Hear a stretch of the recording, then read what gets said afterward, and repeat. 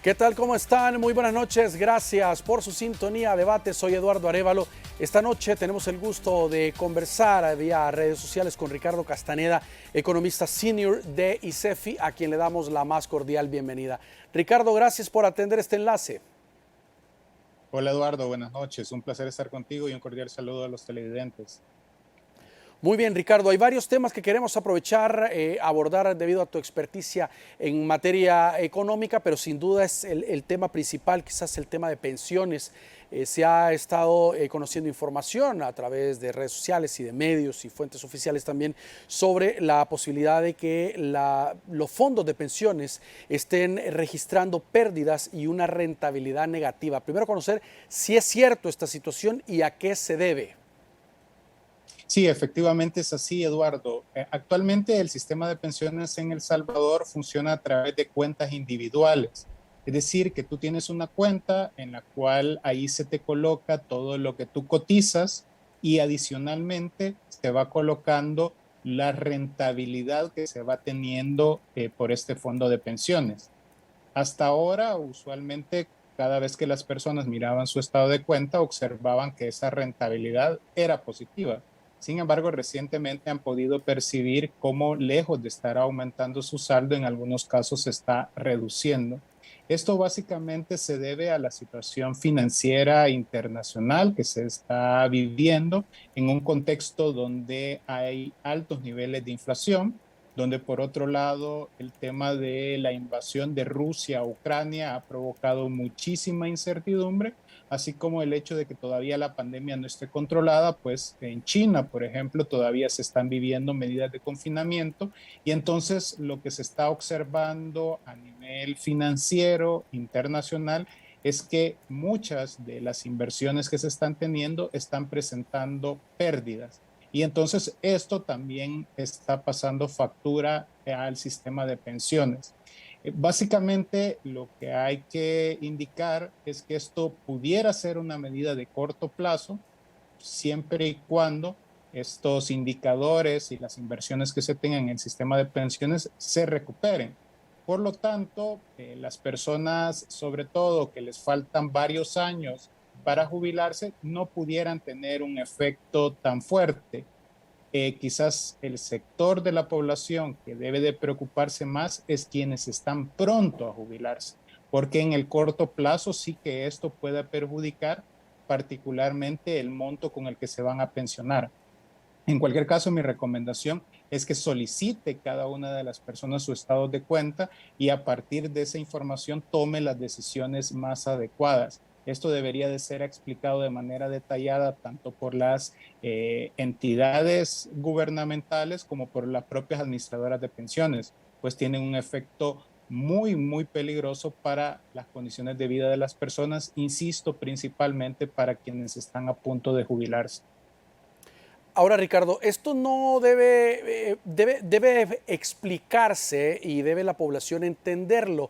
Es decir, para que no salga un grupo muy grande corriendo a tratar de sacar su dinero, a pedir un adelanto y a generar un mayor conflicto en el sistema que de por sí está teniendo un problema. Sí, mira, usualmente cuando se hacen inversiones de cualquier tipo, ¿no? En el corto plazo siempre hay fluctuaciones, ya sea hacia arriba, es decir, que tú estás obteniendo ganancias, o hacia abajo, que estás obteniendo pérdidas. Lo importante es ver cómo se comportan estas inversiones en el mediano y largo plazo, porque básicamente la lógica de los fondos de pensiones es que las inversiones son de mediano y largo plazo. Ahora bien, es importante que las personas sepan qué es lo que está sucediendo a nivel internacional y es que las condiciones económicas no son las más adecuadas y por eso es común uno escuchar que de repente la noticia del día es que en los mercados bursátiles se haya cerrado la jornada con pérdida, es decir, que muchas empresas están reportando pérdida. Por eso insisto que en el corto plazo este efecto a quienes les puede afectar más son a las personas que están pronto a jubilarse. Aquellas personas que todavía le faltan muchos años para jubilarse, lo que tienen que estar pendientes es cómo se están comportando estas fluctuaciones para ver si es una cuestión temporal o si efectivamente hay un problema más estructural de mediano y largo plazo. En cualquier caso, insisto, quienes deben de dar las explicaciones detalladas son en este caso tanto las entidades gubernamentales como las propias administradoras de pensiones, pues tienen que explicar con detalle dónde es que están en estos momentos las inversiones y cuáles son las que están sufriendo estas pérdidas. Estaba leyendo que podría ser entre un 25 y un 60% el valor que habría caído la rentabilidad de las pensiones. Ahora, tú mencionas que esto no sería sostenido en el tiempo, digamos que son fluctuaciones que se están generando o que se generan regularmente en los mercados. Ahora, ¿quién es el ente encargado o cómo puede saber cada persona que nos está viendo cómo se encuentra sus pensiones de forma individual si es que no tienen a la mano un estado de cuenta? ¿Lo pueden ver en línea? ¿Tienen que acercarse a la AFP? ¿Tienen que contactar? ¿O cuál es el mecanismo para saber su estado individual? Mira, cada administradora de pensiones tiene distintos métodos por los cuales las personas pueden acceder, ya sea a través de teléfono, a través de correo electrónico o visitando las propias sucursales, ¿no? Entonces, ese es un derecho que tiene toda la ciudadanía de saber exactamente cómo están sus estados de cuenta. Ahora, a nivel más global, digamos que deberían de ser las entidades financieras gubernamentales, por ejemplo, la Superintendencia del Sistema Financiero, quien debería de salir y explicar y también, ¿por qué no decirlo?, calmar un poco lo que está pasando. Porque, insisto, lo que se está viviendo en este momento es a nivel internacional una situación de incertidumbre, donde el principal factor que está afectando es el aumento generalizado de precios. Lo que se espera es que particularmente en el próximo año los niveles de precios vuelvan a sus niveles previo a lo que se ha visto en este 2021, con lo cual se esperaría que también los mercados financieros vuelvan a la calma y por lo tanto las rentabilidades vuelvan al ritmo que se tenían previo a esta situación que se está viviendo.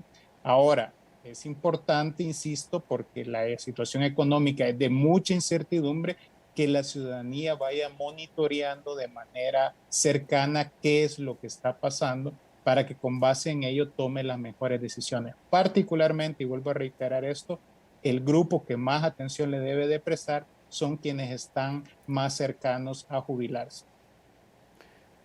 Ricardo, hay algunas voces ya, se puede ver en redes sociales, incluso de diputados que están hablando que es necesaria una reforma, que el sistema está colapsado y que esto podría acelerar la esperada reforma del tema de pensiones que el gobierno desde septiembre del año pasado pues había anunciado que iba a presentar al Ejecutivo a la Asamblea Legislativa, de la cual hasta el momento no se conocen detalles.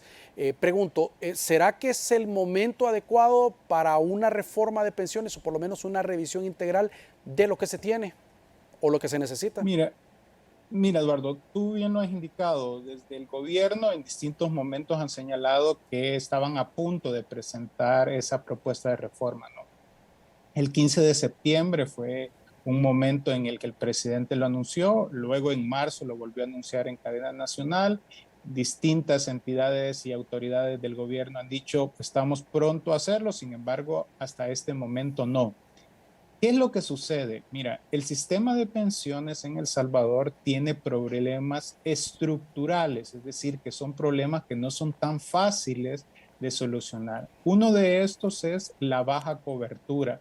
Actualmente podemos indicar que casi una de cada cuatro personas que tienen un trabajo realmente cotizan, es decir, que es muy poca las personas que están cotizando. Y adicionalmente, de estas, buena parte cuando lleguen a la edad de retiro no van a tener una pensión. El otro tema es la insuficiencia de las pensiones, es decir, que la cantidad que recibirían las personas al momento de jubilarse es una cantidad muy poca y por lo tanto muchas de esas personas incluso estarían condenados a caer en situación de pobreza. Otro de los problemas es la falta de equidad. Es decir, hay un grupo de personas que están pensionados cuyas pensiones son sumamente altas.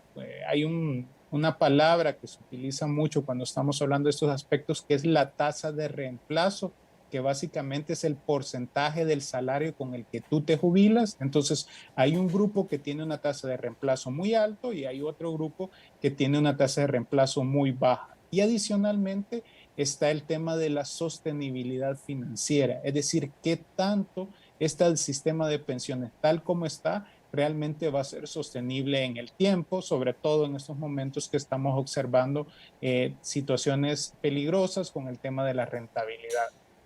Todos estos elementos lo que hacen es mostrarte que efectivamente el sistema de pensiones requiere una reforma integral, pero esta reforma integral debe de tener a la base un diálogo entre los diversos sectores afectados. Estamos hablando tanto de los trabajadores y trabajadoras como del propio sector privado como del gobierno.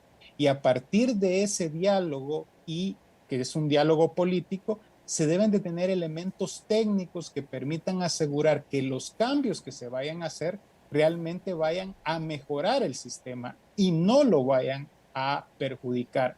Muchas veces el debate se centra en quién debería de administrarlo, si debería de estar en manos privadas o en manos públicas, pero es que ese no es realmente el principal tema. El principal tema es darle respuesta a todos los otros elementos que te he descrito. Por lo tanto, una reforma de pensiones no es sencilla, porque quien diga que con una reforma de pensiones se van a tener las soluciones para todos los problemas, miente. Y por eso es que esto requiere un enorme espacio de diálogo y de consenso entre los diversos actores. Pues de lo contrario, si únicamente se presenta de manera unilateral, muchas veces este tipo de medidas, lejos de solucionar los problemas, los pueden agravar. Sobre todo, y esto es importante, Eduardo, señalarlo, en el contexto en el cual se encuentra el gobierno, que se encuentra en una situación financiera sumamente complicada, donde una reforma de pensiones pudiera ser vista únicamente desde un punto de vista de intentar darle solución a esos problemas financieros, pero no darle solución al problema previsional y a la falta de garantía para la mayor parte de las personas en el país. Muy bien, claro tu posición, Ricardo. Vamos a hacer una pausa y vamos a continuar abordando otros temas económicos también importantes esta noche contigo. Ya regresamos.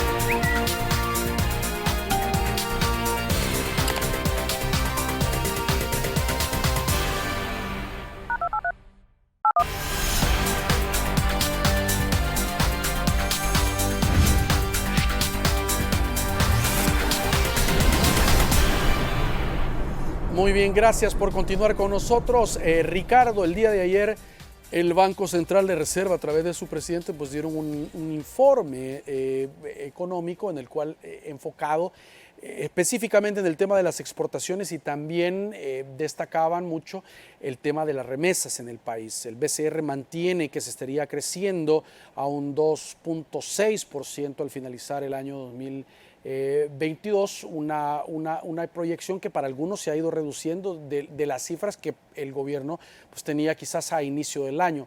¿Cómo verías tú un crecimiento de 2.6% para cerrar el año?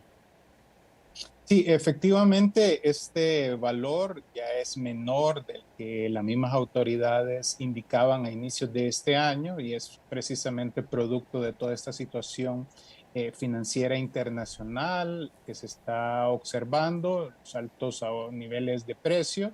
Y entonces esto ha conllevado a que en la medida que ha ido pasando el tiempo, la proyección vaya hacia la baja.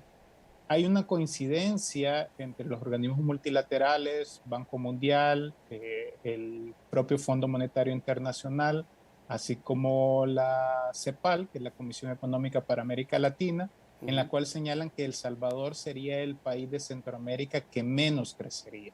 Y esa no es una buena noticia, considerando que El Salvador en las últimas 2 décadas ya había sido el país que menos crecía. Prácticamente a tasas alrededor del 2%. Entonces lo que estaríamos observando es que precisamente el país volvería a esas tasas.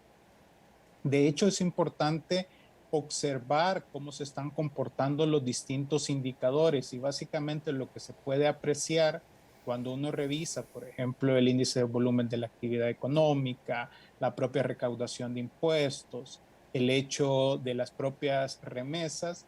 Hay una palabra que es la que se destaca y que solemos utilizar los economistas, que es desaceleración. ¿Qué significa esto? Que se está creciendo, pero se está creciendo a un ritmo menor. Esto es como cuando tú vas manejando un carro y dejas de acelerar, el carro sigue avanzando, pero lo hace mucho más lento. Y es precisamente esto lo que se está apreciando. Además, hay que recordar que en un contexto en el cual los niveles de inflación están sumamente altos, en el caso de El Salvador, a junio han llegado a 7.8% la inflación general, pero la inflación de alimentos y bebidas no alcohólicas prácticamente tiene aumentos cercanos al 14%, significa que si las personas no ven incrementados sus ingresos, se está reduciendo su capacidad adquisitiva, lo cual a su vez se traduce en un aumento de la pobreza y también un aumento de la inseguridad alimentaria. De hecho, los datos más recientes de FAO, FIDA, Programa Mundial de Alimentos, indican que en El Salvador prácticamente uno de cada dos salvadoreños padece inseguridad alimentaria. Eso significa que o no comen lo suficiente o en algunos casos no comen. Y por lo tanto, estos son los elementos a los cuales desde el Estado debe prestársele atención para poder responder. Sin embargo, en esta ocasión, dada la situación financiera que tiene el gobierno, que es una situación financiera que es crítica, la capacidad de respuesta es mucho más limitada que, por ejemplo, la que se tenía en el marco de la pandemia hace 2 años. Ahora, Ricardo, ¿cómo se puede hacer o qué opciones tendría el gobierno para lograr un crecimiento mayor en los próximos 6 meses? Es decir, ¿qué tipo de políticas o planes en inversión pública o algo podría desarrollar para tratar de revertir, por lo menos llegar a un 3% de crecimiento? Bueno, mira, quizás lo primero es una palabra que tú decías, tener un plan. Prácticamente en esta administración gubernamental ya se han cumplido 3 años y hasta este momento todavía no se conoce públicamente un plan de gobierno, un plan económico, un plan anticrisis, un plan para dar respuesta a los problemas financieros que se tiene. Entonces, en la medida que tú no tengas un plan, usualmente lo que predomina es la improvisación y la improvisación tarde o temprano termina saliendo mal. Y un claro ejemplo de ello fue la adopción del Bitcoin como moneda de curso legal en El Salvador, por poner un ejemplo. Los otros factores también que es importante destacar es que en el caso de El Salvador hay elementos internos que están pasándole factura que no necesariamente se observan en los otros países de la región centroamericana. Y me refiero particularmente a los factores políticos. Y eso uno lo puede apreciar con el aumento de perfil de riesgo. Y lo voy a poner en números, quizás para que se comprenda mejor. Si el gobierno de El Salvador hubiera salido a emitir bonos en los mercados internacionales el 30 de abril de 2021, la tasa de interés que hubiera tenido que pagar hubiera sido entre un 7.5, un 8%. Alto, pero todavía digamos que una tasa de interés asumible que se podría pagar. Si el gobierno saliera este día a emitir bonos, suponiendo que alguien le presta, la tasa de interés que tendría que pagar sería del 34 o del 35%, es decir, sería un suicidio financiero. ¿Por qué este aumento extraordinario del perfil de riesgo? Bueno, porque en el caso de El Salvador hubieron factores como la destitución de los magistrados, de la Sala de lo Constitucional, del fiscal general de la República, el hecho que se haya anunciado por la propia sala impuesta de que se podía haber reelección a pesar de la Constitución que establece que no es así, todos estos elementos generan incertidumbre y desde los inversionistas lo que se observa es que no se están respetando las reglas del juego en el país. Si a esto le sumamos el Bitcoin como moneda de curso legal, fue lo que ha provocado que el país esté en esta situación. De hecho, en este indicador que se llama ENVI, que es Emergency Bond Index, básicamente lo que se aprecia es que El Salvador es el segundo país de América Latina con el peor perfil de riesgo, únicamente por encima únicamente por abajo de Venezuela. Entonces, estos elementos también es importante tomarlos en consideración porque son los que observan los inversionistas al momento de llegar a un país. Luego están también otros factores que pueden limitar el tema del crecimiento económico. Y uno es el tipo de medidas que se están adoptando para enfrentar la crisis. Actualmente, básicamente la mayor medida es haber establecido un techo máximo a los precios de combustible.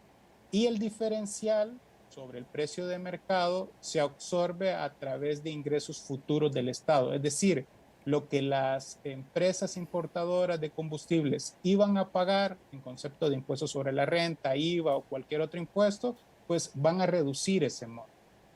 Con esta medida, el gobierno lo que busca es precisamente evitar que los niveles de inflación aumenten. Sin embargo, esta medida no necesariamente beneficia a las personas con menos ingresos. Y pongo un ejemplo para que se entienda mejor. Imaginémonos una mujer del área rural que trabaja en una finca de café, que posiblemente no utiliza el autobús y menos tiene un vehículo.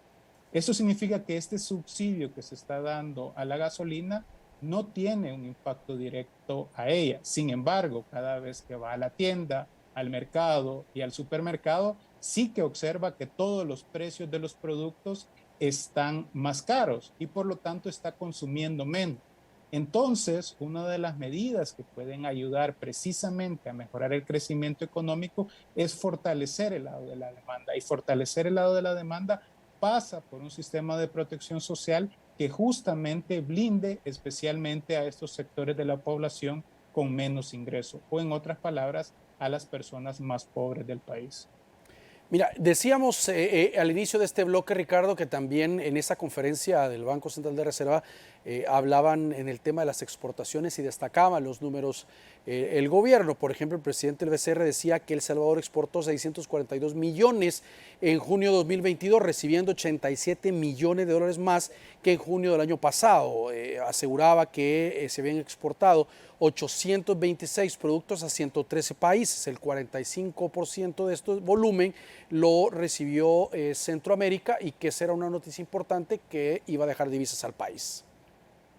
No, sin duda, es decir, el comportamiento de las exportaciones ha sido un comportamiento en términos generales positivo que se ha observado desde el año 2021. Sin embargo, Eduardo, sobre ese dato particularmente hay que matizarlo.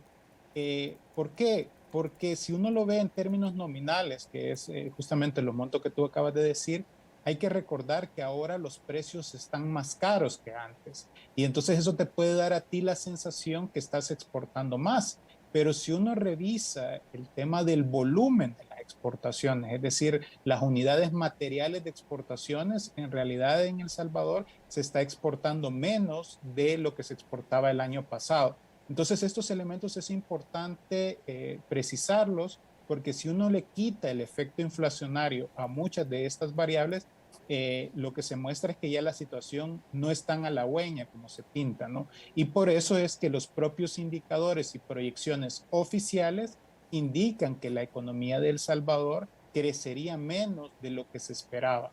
Además, es importante destacar, Eduardo, que en esos momentos el dólar se ha apreciado. Esto para las personas que exportan hacia Estados Unidos, pues no tiene mayor relevancia, pero para quienes exportan hacia otros países, lo que provoca es que tus exportaciones sean menos competitivas. Adicionalmente, Estados Unidos sigue siendo uno de los principales socios comerciales para el país y cada vez existe más temor que el próximo año, o incluso algunos pueden señalar que en este mismo año pueda caer en recesión económica. Y esto, en el caso de El Salvador, pega doble. Pega por las exportaciones y pega por el lado de las remesas. remesas. De hecho, como te decía anteriormente, el tema de las remesas se está desacelerando. Entonces, por lo tanto, el país se encuentra en un contexto internacional de mucha incertidumbre, donde existen muchos temores, pero además tiene factores internos que tampoco te están ayudando a que estés en un escenario más ideal. Y por lo tanto, estos elementos que son como alertas que tú vas teniendo, lo que te deben de servir es para, desde el Estado, adelantarte y establecer las mejores medidas de política pública para evitar que estos impactos negativos sean los menos posibles. Muy bien, vamos a hacer una nueva pausa. Hay otros temas también y otros indicadores que conversar con Ricardo Castaneda, economista senior de ICEFI, al regresar de la pausa.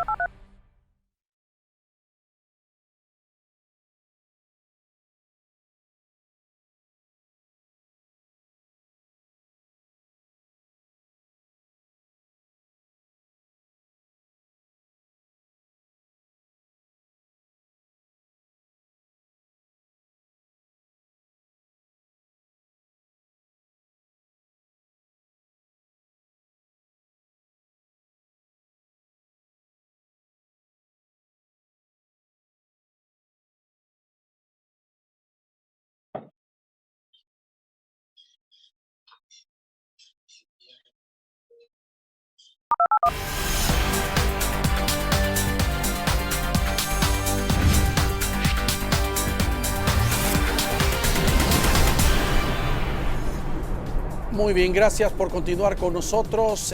Ricardo, veía a través de las redes sociales, por cierto, una publicación tuya, y lo había visto también en otros sitios, que nuestro país recientemente pues, está en un récord, pero en el peor valor histórico en su perfil de riesgo. ¿Qué significado tiene esto? Sí, mira, los datos disponibles son desde 2007 y en el caso de El Salvador nunca se habían llegado a estos niveles. Como te señalaba, básicamente esto es explicado por los factores que han pasado en el país prácticamente desde el 1 de mayo. Si tú no sabes lo que ha pasado en El Salvador y solo observas la gráfica, tú precisamente puedes apreciar cómo desde el 1 de mayo empieza a cambiar la tendencia. Y una forma de poderlo ver es, por ejemplo, si comparamos la situación de El Salvador con Costa Rica. El Salvador a inicios del año 2020 estaba por abajo de Costa Rica en su perfil de riesgo. Sin embargo, ya cuando a partir del 1 de mayo de 2021 El Salvador se empieza a despegar a tal punto que ahora la brecha entre estos países es más de 25 puntos. Eso significa que han pasado cosas en El Salvador que no han pasado en el resto de países, ¿no? Y particularmente ahí vuelvo a destacar dos factores. Uno es el debilitamiento institucional y el hecho de que no se cumplan las reglas del juego. Por supuesto que a los inversionistas les preocupa y les genera incertidumbre. Y por el otro aspecto, el hecho del tema de la adopción del Bitcoin como moneda de curso legal. Adicionalmente, en el caso de El Salvador, en enero de 2023, hay un vencimiento de un bono de 800 millones de dólares, de los cuales hasta este momento el gobierno no tiene el dinero para pagarlo. Entonces esto genera mucha incertidumbre porque además no existe claridad cómo lo va a hacer. Por si fuera poco, en lo que resta de este año, en deuda interna, es decir, deuda dentro de El Salvador, a través de instrumentos de LETES y CETES, tiene vencimientos de más de 1.300 millones de dólares. Que en principio se esperaría que lo que va a hacer es emitir más LETES y CETES para pagar esa deuda, es decir, adquirir deuda para pagar esa deuda, pero tampoco se tiene la garantía. Entonces, todos estos elementos han provocado que el país esté en esta situación. A ello yo sumaría un factor que a veces no se le presta mucha atención cuando estamos hablando de los aspectos económicos, y es el tema de la credibilidad. Cuando un funcionario público emite una opinión, tiene mucha responsabilidad, porque básicamente puede estar intuyendo y puede estar advirtiendo lo que va a pasar, y a partir de ahí los inversionistas, las empresas, las personas toman decisiones.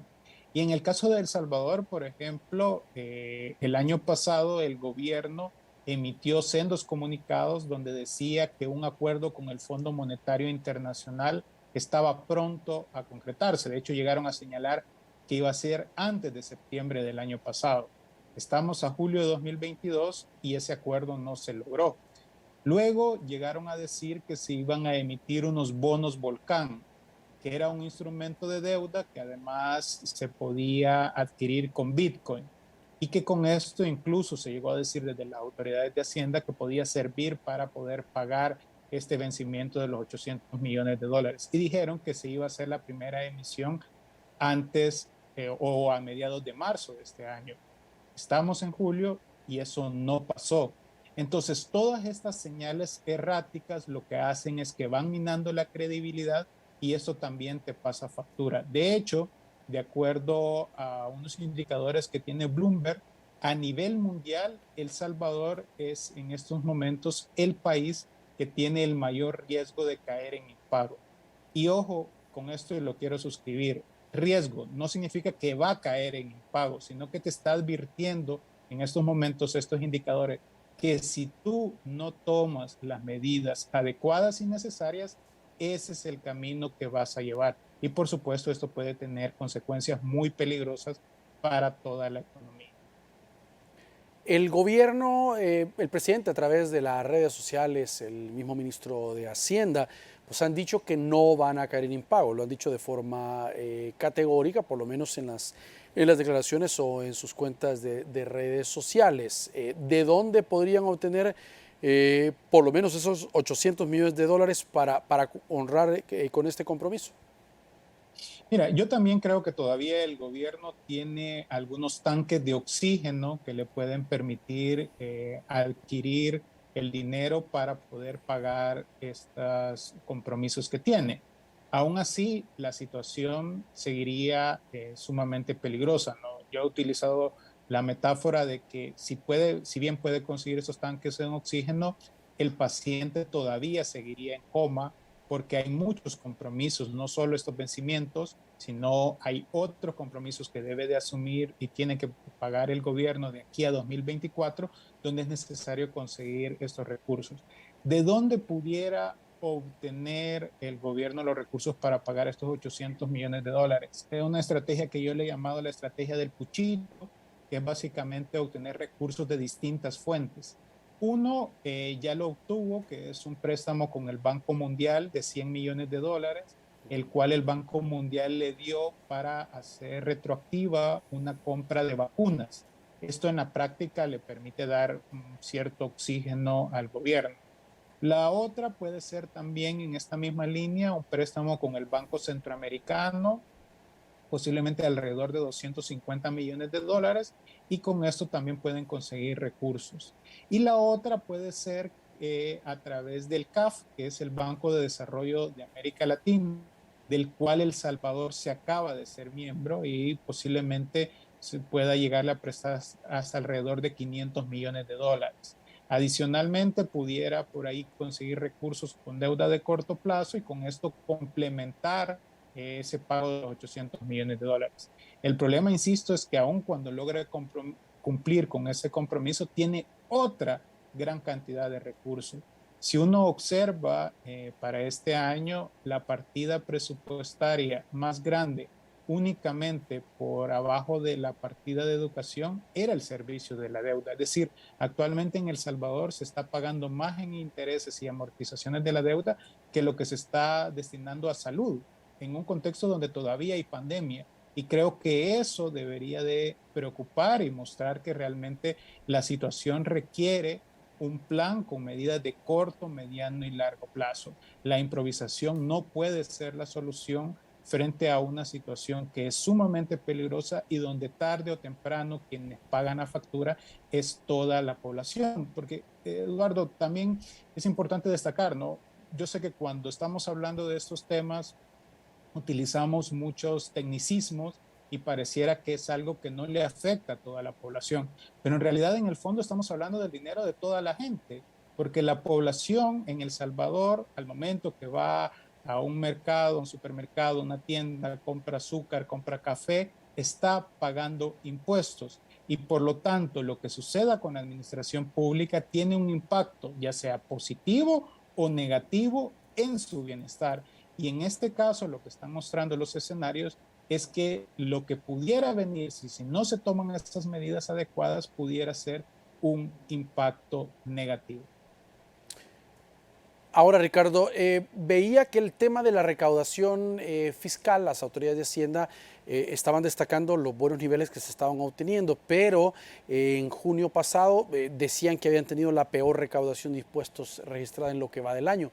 ¿Qué factores pueden influir para tener ese quiebre?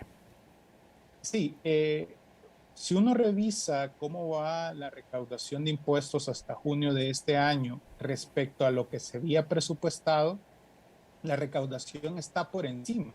Y esto obviamente es una buena noticia para el gobierno porque está recaudando más de lo que esperaba, ¿no?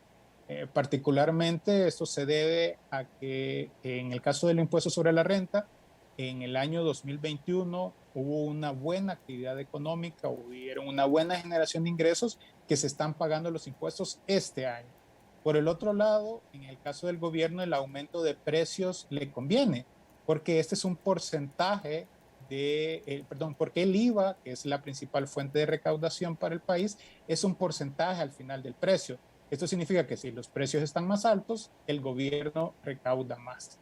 No obstante, a pesar de estos elementos, que insisto, es una buena noticia para el gobierno, si uno revisa cómo se ha venido comportando la recaudación conforme han ido pasando los meses, tú lo que puedes apreciar es que esa recaudación, y nuevamente utilizo esta palabra, se ha ido desacelerando. Es decir, que sí crece, pero cada vez crece a un ritmo menor. Y particularmente esto se puede apreciar en el IVA. Yo, la hipótesis que tengo es que eso ya es resultado de la contracción de la actividad económica. Es decir, que en la medida que la economía crece menos, pues la recaudación también va a ir creciendo menos. Y entonces lo que hay que observar es si esto es una cuestión únicamente coyuntural de este mes de junio, que efectivamente junio tuvo la peor recaudación de lo que va en el año, o si es algo que se va a mantener, porque si es algo que se va a mantener, esto todavía le va a meter más presión a las finanzas públicas. Yo soy de la idea que esta situación se va a mantener porque lo que vamos a observar en los próximos meses es precisamente una mayor desaceleración económica y por lo tanto una desaceleración en la recaudación de impuestos. Ahora, todavía, lo que estábamos hablando, Ricardo, todavía al aplicar un giro de timón en algunas de las políticas, todavía digamos a 6 meses para finalizar el año, ¿podría obtenerse una mejora en los indicadores y obtener mayores recursos el Estado? Mira, hay factores que tú no puedes controlar, ¿no? Que es un poco lo que pasa en el contexto internacional. El Salvador es una de las economías más pequeñas y por lo tanto lo que suceda a nivel internacional, pues tú únicamente vas a tener que asumir los efectos. Sin embargo, hay factores internos que sí están en la posibilidad de modificarlos, ¿no? De hecho, es el sentido de la administración pública. Tú cuando asumes un gobierno, es porque tienes herramientas para mejorar las condiciones de vida de las personas. En ese sentido, creo que uno de los aspectos que debe de corregirse es cuáles son los factores que llevaron a que la situación del perfil de riesgo haya crecido tanto y que el país esté en una situación tan complicada. Bueno, ya te hablaba. Uno, el desmantelamiento de la institucionalidad democrática y el otro, el tema de la implementación del Bitcoin. Entonces, ¿por qué no en este momento, por ejemplo, se decide eliminar el Bitcoin como moneda de curso legal, liquidar el fideicomiso, que este fideicomiso se creó con casi 150 millones de dólares y esos recursos los destinas para poder cubrir pagos de deuda, para poder asegurarles mayores beneficios a las personas más pobres. Y el otro elemento tiene que ver con que se avance en un fortalecimiento de la institucionalidad. Es decir, que aspectos como tener una fiscalía independiente, una corte de cuentas independiente, una verdadera separación de poderes entre el Ejecutivo y la Asamblea Legislativa, son factores que también permitirían que El Salvador se posicione de manera diferente. Y un elemento que debe de estar siempre a la base es contar con una planificación clara. Por ejemplo, desde el gobierno se ha indicado que están seguros que no van a caer en impago. Bueno, es importante que públicamente le digan entonces a la población cuáles son las medidas que van a adoptar para que eso no suceda. No solo los discursos, sino documentos técnicos que realmente tengan a la base esas decisiones que van a permitir mejorar el contexto y la situación que atraviesa en este momento El Salvador. Muy bien, vamos a hacer la última pausa del programa. Por favor, acompáñenos, ya regresamos.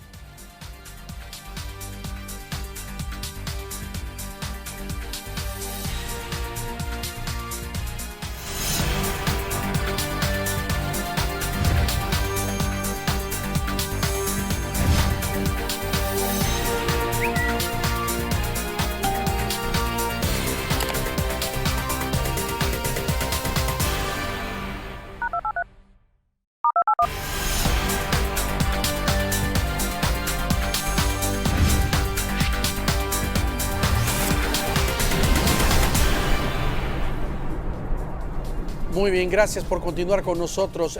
Ricardo, hemos hablado, pero someramente el tema del el contexto internacional, pero hay una crisis por la guerra en Ucrania y otros factores también, un tema de inflación global que sigue afectando, crisis de contenedores que todavía no está solventado al 100%, que son factores externos que afectan la economía de todos los países, no solo de El Salvador. Ahora, el país ha tomado una serie de medidas, 11 medidas económicas específicamente, dentro de las cuales están fijar el precio de los combustibles, quitar el IVA a la importación de algunos insumos.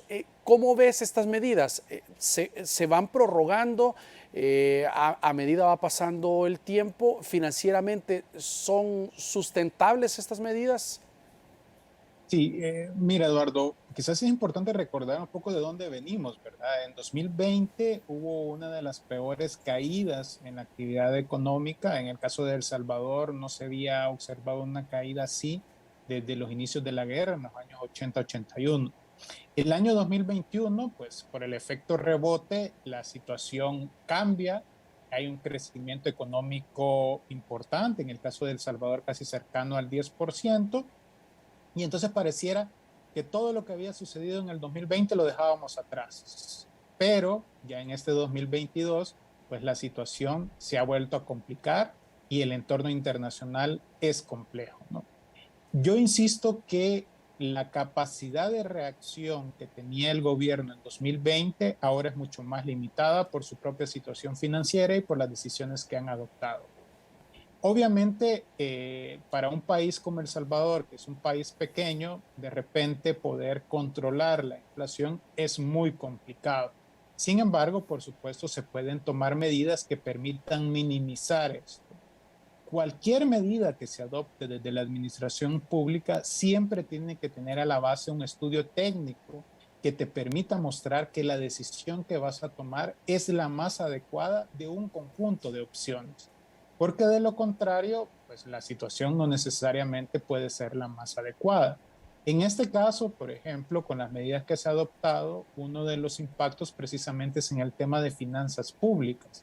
De acuerdo con lo que han señalado las autoridades, todas estas medidas pudieran tener alrededor de un costo de 500 millones de dólares, el cual no estaba presupuestado. Si tú estás adoptando esta medida, significa que la vas a tener que sacar ese dinero de alguna parte. Y una pudiera ser sacrificar aspectos importantes como lo son los proyectos de inversión. El año pasado, incluso en una situación diferente, donde la actividad económica estaba funcionando bastante bien, se sacrificaron proyectos de inversión y salud, que a diciembre los niveles de ejecución de muchos de esos proyectos llegaron al 0%. Entonces también te puedes encontrar en un contexto igual. Yo insisto que de las medidas que ha adoptado el gobierno, además del impacto financiero que puedan tener, me parece que no se están tomando las medidas adecuadas para proteger a los sectores de la población con menos ingresos. Y ya te hablaba particularmente de ese ejemplo de personas que se encuentran en el área rural, personas que están en situación de pobreza, de los cuales estas medidas no tienen una incidencia directa y son quienes le pasa la factura más grande.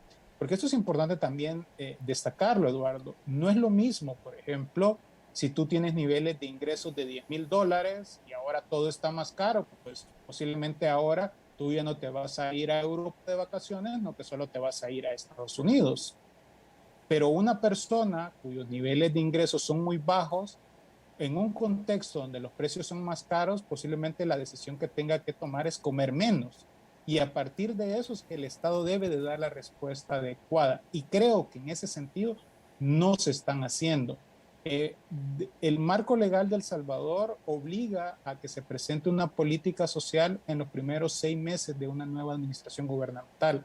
Después de 3 años, El Salvador no lo ha hecho. Muchos de los programas sociales, como las comunidades solidarias rurales, comunidades solidarias urbanas, el mismo tema de la pensión básica universal que iba dirigido a personas de la tercera edad de los municipios más pobres, lo que se ha estado observando es que cada vez son menos las personas beneficiarias y en muchos de estos programas han habido retrasos importantes. Entonces, si tú no tomas en cuenta todos estos elementos, seguramente vas a estar desprotegiendo a quienes más lo necesitan en estos momentos de la crisis. Ha habido mucha apuesta, no solo en estos últimos años o en este gobierno, el tema de las remesas, Ricardo, sino que siempre ha sido importante para el sostén de la economía. Según el Banco Central de Reserva, en el informe que hablábamos al principio, también hablaron de las remesas y decía el presidente del BCR que en la primera mitad del año se registra un 3.5% de crecimiento en las remesas, 3.778.7 millones. Incluso destacaba que iba en un crecimiento, aunque algunos aseguran que es un tema, el tema de las remesas, específicamente para el caso de la región, que va en desaceleración también. Efectivamente, las remesas van en desaceleración, es decir, un 3%. Si le quitamos el efecto inflacionario, prácticamente en términos reales se estaría recibiendo menos de lo que se recibió el año pasado, ¿no? El año pasado fue un año extraordinario en la recepción de remesas. Hubieron meses que incluso tuvieron tasas de crecimiento por encima del 100%. Y sobre esto, Eduardo, es importante destacar que a partir del año 2020, El Salvador depende cada vez más de las remesas. Es decir, que más de una cuarta parte de la producción total, todo lo que se produce en el país, depende de las remesas. Y es importante destacar, ¿no? Y creo que esto también debería de ser una discusión más desde una visión de desarrollo, una visión más de largo plazo. Actualmente en El Salvador el principal producto de exportación siguen siendo las personas y eso no debería de ser para nada sentirse orgulloso. Cuando desde las autoridades, por ejemplo, se celebra el incremento extraordinario de las remesas, lo que en buena medida se está acertando es el fracaso de las políticas económicas que se han implementado, porque básicamente tú dependes de lo que está pasando con salvadoreños, pero que viven en otro país con las condiciones económicas de ese país. Entonces, en ese sentido, creo que en ocasiones, ¿no? Frente a los altos niveles de polarización, de ruido, los temas importantes se están dejando de lado y el tiempo va pasando y la factura sobre la posibilidad de que el país avance en desarrollo, pues realmente puede ser muy perjudicial no solo para las actuales generaciones, sino también para las futuras. Aspectos importantes como temas de educación, temas de salud, de infraestructura, temas de innovación, muchas veces se dejan de lado o el propio tema de protección ambiental porque se está mucho más concentrado en aspectos que realmente deberían de ser irrelevantes, como el tema de la popularidad, ¿no?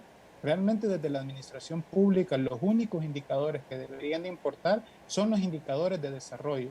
y esos son los que te permiten mostrar si realmente las decisiones que estás adoptando son las adecuadas o debes de corregirle. Y actualmente en El Salvador lo que los indicadores muestran es la necesidad de corregir muchos de los aspectos y medidas que se han adoptado.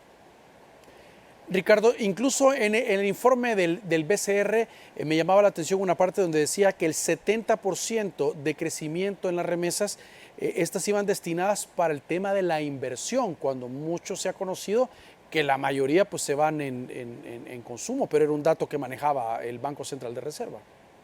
Sí, en total, de remesas que recibe El Salvador, la mayor parte se va a consumo. Sin embargo, del porcentaje que se va a inversión, esa ha tenido un crecimiento, señalan las estadísticas oficiales.